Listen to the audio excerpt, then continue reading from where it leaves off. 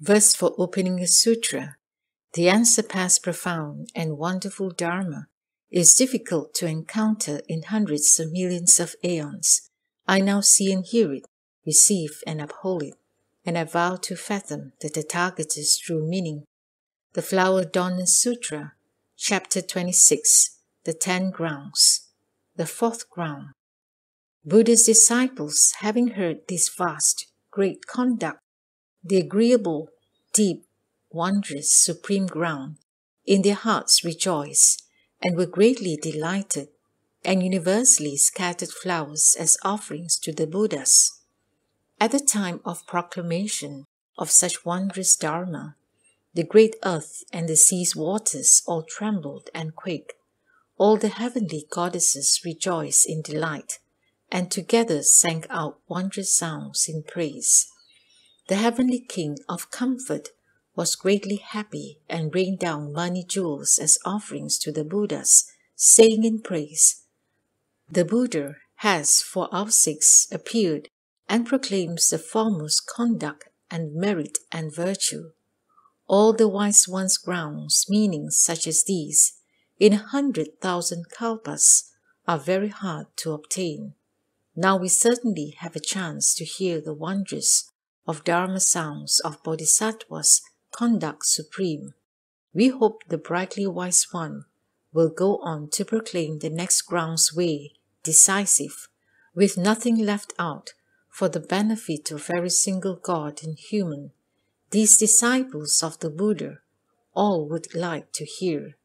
Heracles, great-hearted moon of liberation, requested Vajra treasury, saying, "Disciple of the Buddha, from here, in turn, to enter into the fourth ground, all the marks of practice we wish you would proclaim."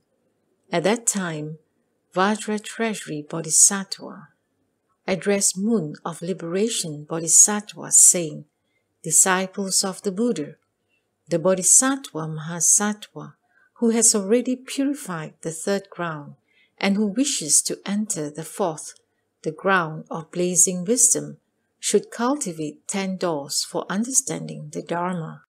What are the 10? They are contemplating realms of living beings, contemplating realms of Dharma, contemplating realms of worlds, contemplating realms of empty space, contemplating realms of desire, contemplating realms of form, contemplating realms of formlessness, contemplating realms of vast minds, faith and understanding. The Bodhisattva, using these 10 kinds of doors for understanding Dharma, obtains entry to the fourth ground, that of blazing wisdom.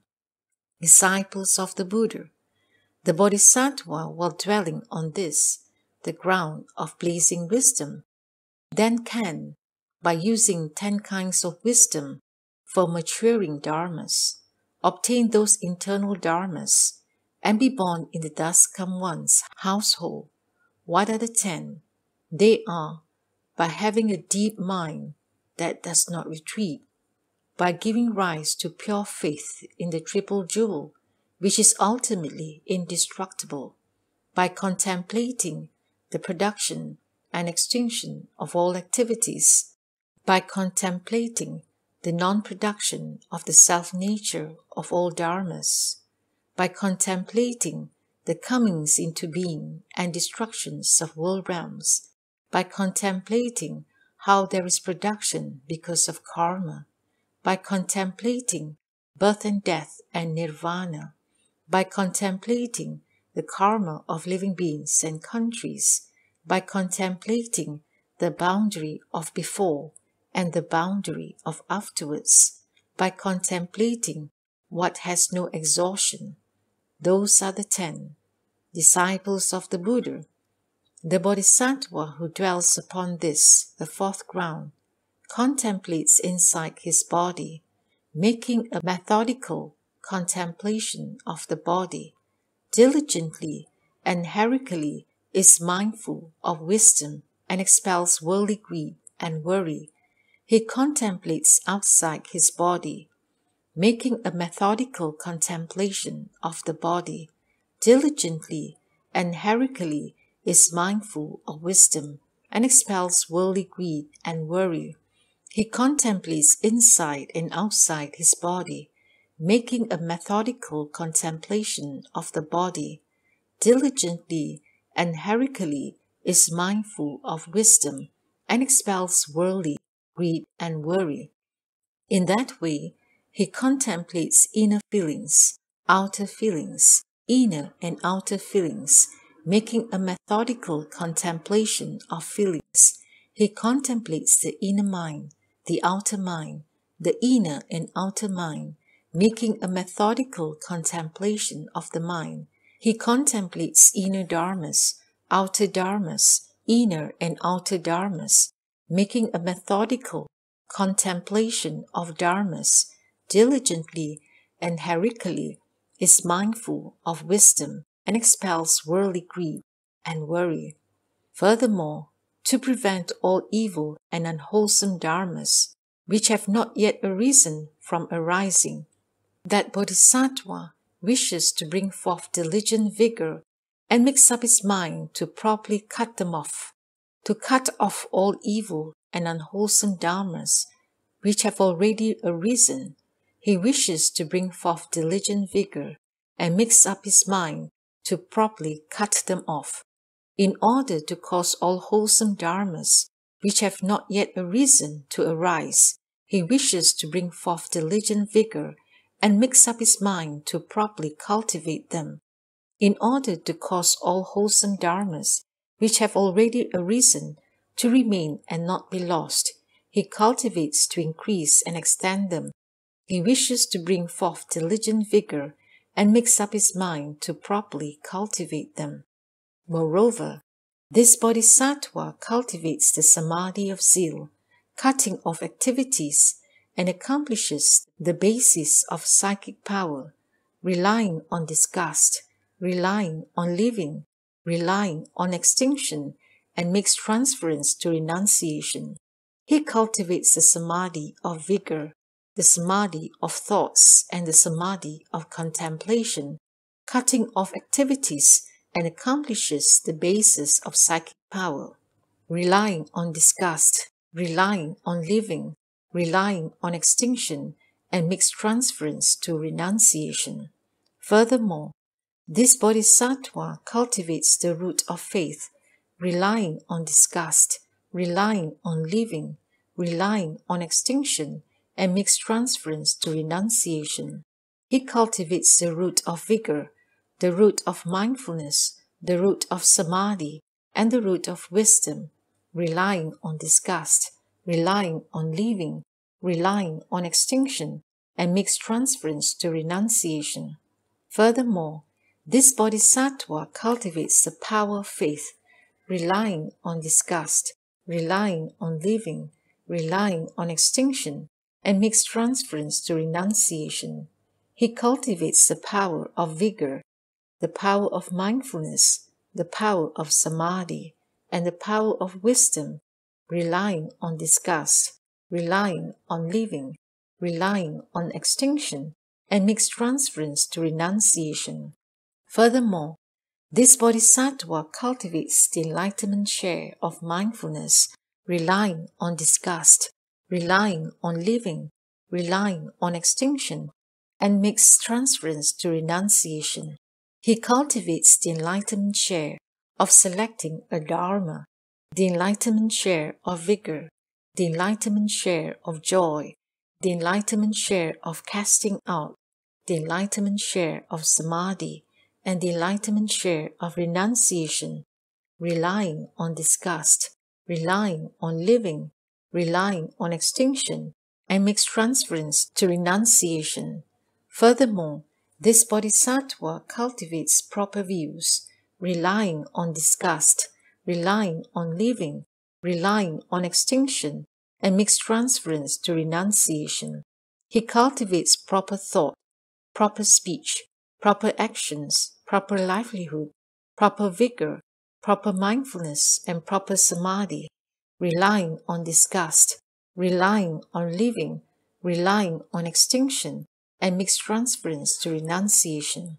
The Bodhisattva cultivates such merit and virtue in order not to abandon any living being through the maintaining of his original vows, because he takes great compassion as foremost due to the accomplishment of great kindness, because he remembers and ponders the wisdom of all wisdom in order to bring about the adornments of Buddha lands, to become perfectly endowed with the powers, fearlessnesses, uncommon Buddha dharmas, marks, characteristics, and sounds of a thus come one, because he seeks the very highest, most supreme way, because he follows in accord with the deeply profound liberations of a Buddha he has heard, and because he thinks of clever expedients of great wisdom, disciples of the Buddha.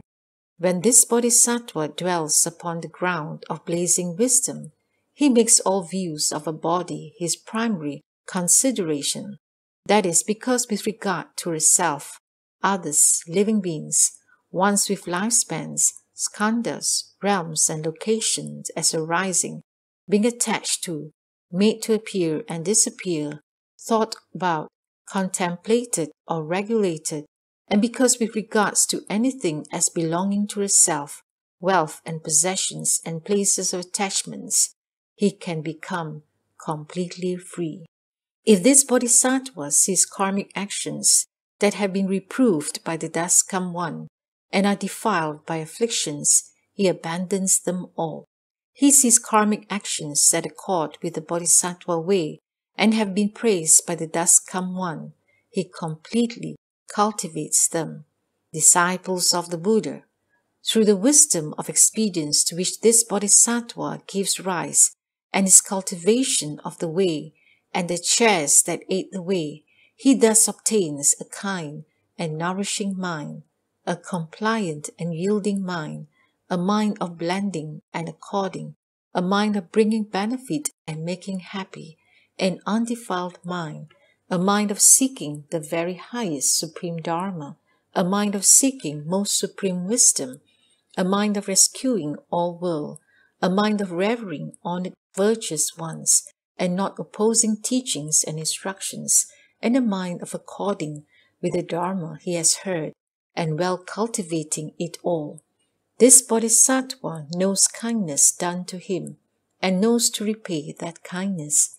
His mind is well disposed for the good, and he is pleasant to associate with. He is upright and gentle, not acting like a dense thicket. He is free from pride, well accepts teachings and advice, and well grasps the intention of what is said. The Bodhisattva in that way becomes accomplished in patience, and in that way becomes accomplished in self-control, compliance, and still extinction. In that way, being accomplished in patience, self-control, compliance, and still extinction, he purifies and regulates the karmic actions of the next round.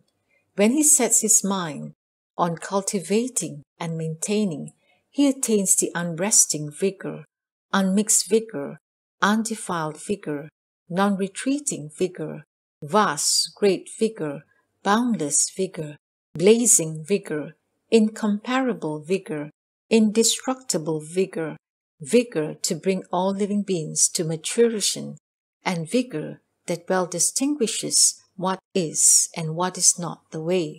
The realm of this Bodhisattva's mind is pure. His deep resolve is never lost. His enlightened understanding is clear and keen. His good roots increase and grow. He leaves behind worldly filth and turbidity. He cuts off all doubts and delusions. He is endowed with perfect clarity of severance, and his joy is full. The Buddhas draw near too, and mindfully protect him. His limitless resolutions and inclinations all become accomplished. Disciples of the Buddha, when this Bodhisattva dwells upon this ground of blazing wisdom, through the power of his vows, he comes to see many Buddhas. That is, he comes to see many hundreds of Buddhas, sees many thousands of Buddhas, up to and including seeing many hundreds of thousands of millions of nayutas of Buddhas. He reveres and honors them all. attends upon them, and makes offerings to them, completely offering up all the necessities of life, that is, clothing, bedding, food, and drink, and medicines. He also makes offerings to all the multitudes of the Sangha, and completely transfers those good roots to Anuttara Sankhya Sambodhi. In the presence of those Buddhas, he reverentially listens to the Dharma, and having heard it, he himself accepts and maintains it, and perfectly cultivates it. Moreover, within all those Buddhas' Dharma, he leaves the home life to cultivate the way. He then even more cultivates and regulates his deep mind of faith and understanding, passing through limitless hundreds of thousands of millions of nayutas of kalpas. He causes all of his good roots to become increasingly bright and pure. Disciples of the Buddha, it is just as when a goldsmith smelts and refines true gold, making it into ornaments. No other gold is able to match it. The Bodhisattva Mahasattva is also that way. When he dwells upon this ground, all of his good roots cannot be matched by any of the good roots of the grounds below. It is just like a money jewel, whose pure and luminous orb is able to send out light which no other jewels can match, and no factors such as wind or rain and so forth are able to destroy. The Bodhisattva Mahasattva also is that way. When he dwells upon this ground, the Bodhisattvas of the grounds below are not able to match him, and the hosts of demons and afflictions all cannot destroy him. This Bodhisattva, among the four dharmas of attraction, emphasizes similar work. Among the 10 paramitas, he emphasizes vigor. It is not that he fails to cultivate the others, but he only does so according to his strength and proportionately. Disciples of the Buddha, this is called general discussion of the Bodhisattva Mahasattva's fourth ground, that of blazing wisdom. When the Bodhisattva dwells upon this ground, for the most part, he becomes king of the Suyama heaven. Using skillful expedients, he can make living beings expel their delusions, such as the view of a body, and so forth, and cause them to dwell in proper views. In giving, kind words, beneficial conduct, and similar work, all of the karmic actions he performs are not separate from the mindfulness of the Buddha, not separate from the mindfulness of the Dharma, not separate from mindfulness of the Sangha, up to and including not being separate from mindfulness of endowment, with the wisdom of all modes. He further makes the following reflection: I should, among all living beings, be a leader, be supreme, be especially supreme, be wonderful, be subtle and wonderful, be superior, be unsurpassed, up to and including being one with the wisdom of all wisdom, upon whom one may rely. This Bodhisattva, if he brings forth diligence and vigor, within the space of a thought, enters 100 million samadhis. He comes to see 100 million Buddhas. He comes to know 100 million Buddhas' spiritual powers. He is able to quake 100 million world systems, up to and including being able to manifest 100 million bodies, and with each and every body being able to manifest 100 million bodhisattvas as his retinue.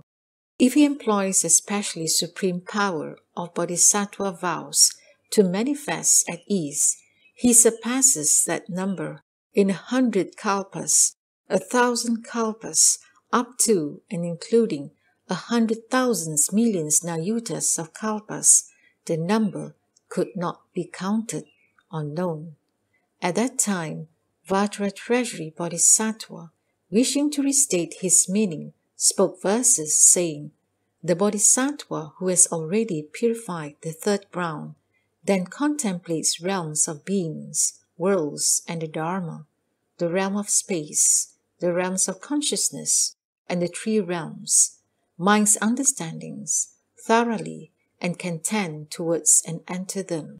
He first ascends to the fourth ground, increasing strength and might, is born in the thus come one's family and never retreats. Towards Buddha, Dharma, and Sangha, his faith cannot be destroyed. He contemplates dharmas as impermanent and having no arisal. He contemplates worlds' becomings and decayings as produced from karma, birth, death, nirvana, and kshatriyas as equally from karma, contemplates before and after's bounds, and contemplates the exhaustion. This is how he cultivates to be born in the Buddha's household. Having obtained this dharma, he increases in sympathy and kindness, and with ever-increasing diligence cultivates the four stations of mindfulness, body, feelings, thoughts, and dharmas, inside and outside, contemplating. Worldly greed and worries in that way are all expelled. The Bodhisattva cultivates the four right efforts conduct. Evil dharmas are extinguished and the good increase. The basis of psychic power, the roots, the powers he all well cultivates, the seven enlightenment shares, the eightfold path are also that way. To rescue living beings, he cultivates these conducts, protected by his basic vows, with compassion foremost. He seeks all wisdom and the Buddha countries, and is mindful of the thus come one's 10 kinds of powers, the 4 fearlessnesses and uncommon dharmas, the most special marks and characteristics, the deep, beautiful sounds. He also seeks the wondrous path, the stations of liberation. Along with great expedience, he cultivates these. With view of body as the first, the 62 views of self and what belongs to self, of limitless kinds, of skandhas, realms, locations, all attachment to such. Upon this, the fourth ground, all is left behind. Afflicted types of behavior, reproved by the thus come one, as non-beneficial, are completely cut off. What the wise one cultivates is purified karma. To save living beings, there is none not performed. The Bodhisattva diligently cultivates and is never lax or lazy. He right away obtains 10 minds, all of them perfected. Intently seeking Buddhahood, he never tires or wearies, determined to take office to rescue living beings. He reveres honored virtuous ones and cultivates their dharmas, knows kindness is easily instructed and without exasperation. He abandons pride, does not flatter, his mind is tame and compliant. He increases in vigor and is irreversible. When the Bodhisattva dwells upon this ground of blazing wisdom, his mind is purified and is never lost. His enlightened understanding is decisive. His good increases and grows. The net of doubts, turbidities, he completely leaves behind. This ground's Bodhisattva among people is supreme and has made offerings to limitless nayutas of Buddhas. Upon hearing proper Dharma, he also leaves home and is as indestructible as genuine gold.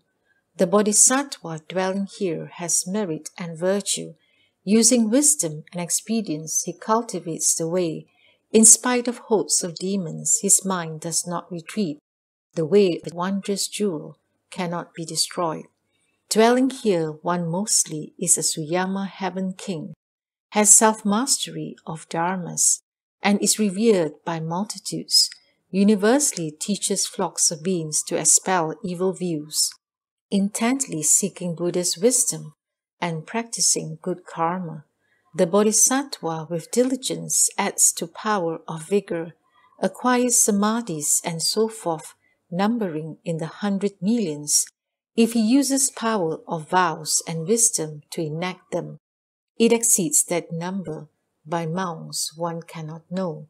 As it is upon the fourth Bodhisattva ground, the purified, subtle, and wonderful way cultivated, its merit, virtue, and interactions of aspiration and wisdom, I, for Buddha's disciples have already proclaimed.